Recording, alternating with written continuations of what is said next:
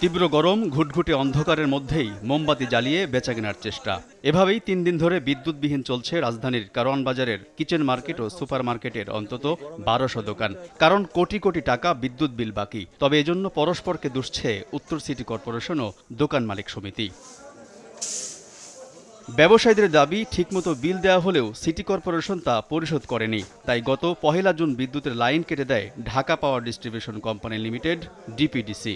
আমরা এক একটা দোকানে অন্তত ৩,০০০, ৩২০০, ২৮০০, ২৪০০ এরকম বিল আসে। আমাদের কিন্তু বিল বাকি নেই। এই মাসে বিলটা আছে, এই বিলটা কিন্তু আমার পরিশোধ।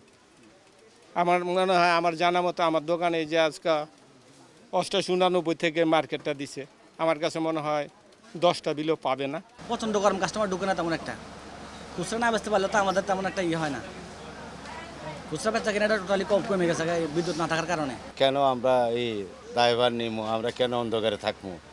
নগদে ৫০০ টাকা বা তার বেশি পেমেন্টে পেতে পারেন ঢাকায় জমিসহ ২০ কোটি টাকার পুরস্কার। ডিপিডিসি সিটি কর্পোরেশনের কাছে যে পরিমাণ টাকা পায়, আমার জানা মতো আমাদের কাছে এই পরিমাণ টাকা সিটি কর্পোরেশন পায় না।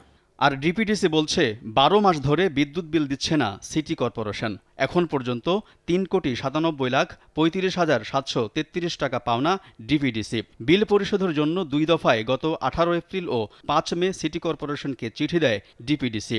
অবগত করা হয় ব্যবসায়ীদেরও। এরপরও কারো কোনো সাড়া পায়নি বলে জানান ডিপিডিসির কর্মকর্তারা।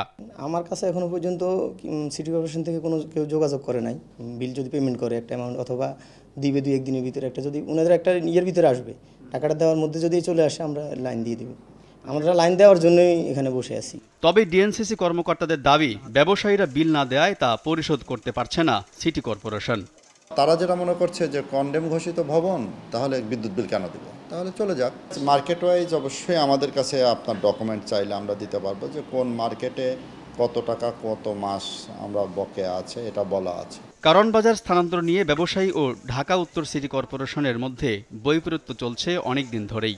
এর মধ্যে ২০১৯ সালে চিকেন মার্কেটকে অব্যবহার্য হিসেবে চিহ্নিত করে ডিএনসিসি। আলতাফ হোসাইন, সময় সংবাদ, ঢাকা।